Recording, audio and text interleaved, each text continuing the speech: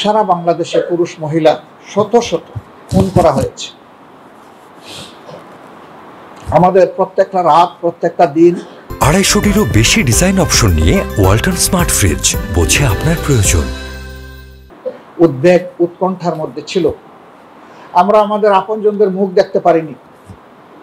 মাস চলে গেছে, বছর চলে গেছে, আমরা দেশে অবস্থান করি, কিন্তু আপনজনদের সাথে আমাদের মুলাকাতের পরিবেশ ছিল না।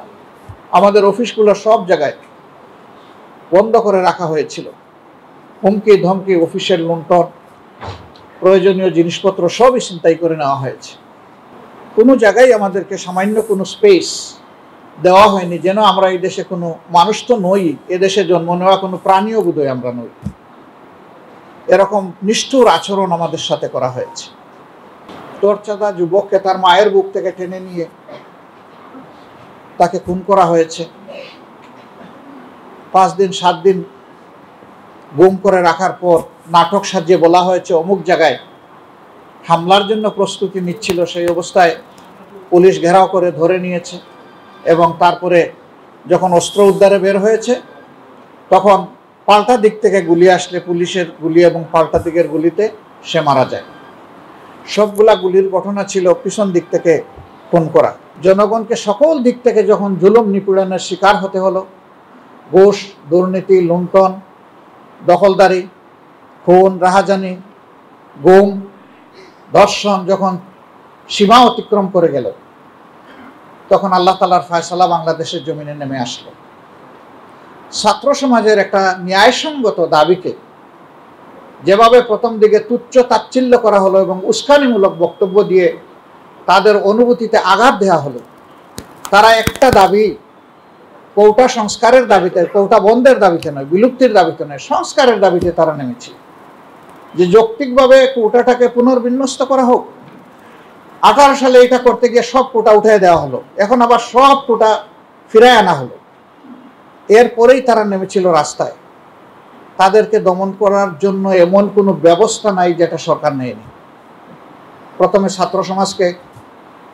ছাত্র সমাজের উপর তাদের ছাত্র সংগঠনকে লেলিয়ে দিল, হাতে মুগুর নিয়ে, লাঠি সোঁটা নিয়ে, যা পারে সেইটা নিয়ে, আগ্নেয়াস্ত্র নিয়ে তারা ঢাকা বিশ্ববিদ্যালয়ের ছাত্রদের উপর ঝাঁপিয়ে পড়ল। এরপরে আস্তে আস্তে আন্দোলন দানা বাঁধতে লাগলো। প্রধানমন্ত্রী যেভাবেই হন, তিনি তো রাষ্ট্রের প্রধান নির্বাহী, তার একটা বয়স হয়েছিল, এই চেয়ারের একটা মর্যাদা ছিল, একটা স্বাধীন দেশের তিনি যেভাবেই হন প্রধানমন্ত্রী ছিলেন, তারও বক্তব্যটা দায়িত্বশীলতার পরিচয় বক্তব্যে তিনি দিতে পারলেন না। ফলে ছাত্র সমাজ এখান থেকে আরও বেশি আহত হলো এবং এই আন্দোলন শেষ পর্যন্ত এক দফার আন্দোলনে পরিণত হলো। ছাত্র সমাজ এই আন্দোলন শুরু করলেও এই আন্দোলনের সকল শ্রেণী, পেশা এবং বয়সের মানুষ সম্পৃক্ত হয়ে গিয়েছিল। কোলের 1.5 মাসের শিশু থেকে শুরু করে 90 বছরের বৃদ্ধ পর্যন্ত রাস্তায় নেমে এসেছিলেন। মা তার 1.5 মাসের শিশুকে কোলে নিয়ে রাস্তায় এসেছিলেন। আপনারাই একজন প্রশ্ন করেছিলেন, এই ঝুঁকিপূর্ণ অবস্থায় এই কচি শিশুটাকে নিয়ে আপনি রাস্তায় কেন? উনি অত্যন্ত আত্মবিশ্বাসের সাথে জবাব দিয়েছিলেন সেদিন যে শিশু আমার কেবল একটা নয়, হাজারো মায়ের শিশু যেখানে অধিকার আদায়ের জন্য রাস্তায় নেমেছে। আমার আর বড় শিশু নাই, বড় শিশু থাকলে আমি পাঠিয়ে দিতাম, আমার যেহেতু নাই আমারটাই নিয়ে আমি নেমে এসেছি। সম্মানিত ভাইরা, এ দেশটা আমাদের সবার।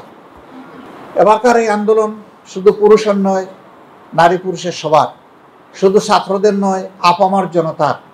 সে আন্দোলনে রাজনৈতিক দল যেমন সম্পৃক্ত হয়েছিল, সিভিল সোসাইটিও সম্পৃক্ত হয়েছে, শিল্পী সমাজ সম্পৃক্ত হয়েছে, শিক্ষকরা নেমে এসেছেন, একেবারে কেজি স্কুল থেকে শুরু করে বিশ্ববিদ্যালয় পর্যন্ত রাস্তায় নেমে এসেছেন। গৃহিণী যাদেরকে বলা হয়, ঘরের আমাদের মা বোনেরা, কেউ বাকি ছিলেন না। আপনাদের মাধ্যমে আমরা প্রিয় জাতিকে আহ্বান জানাতে চাই, কাঙ্ক্ষিত এই পরিবর্তন, এই বিপ্লব, এটা যেন কেউ ব্যর্থ করে না দিতে পারে। আমাদেরকে সর্বদা সচেতন থেকে জনগণের অধিকারের পক্ষে, স্বাধীনতার পক্ষে আমাদেরকে আপোষহীন অবস্থান নিতে হবে।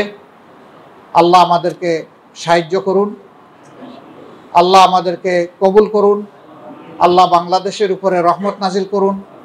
আল্লাহ তাআলা শান্তির ফয়সালা দান করুন এবং একটি সভ্য ঐক্যবদ্ধ জাতি গঠনে আল্লাহ আমাদের সবাইকে তৌফিক দান করুন।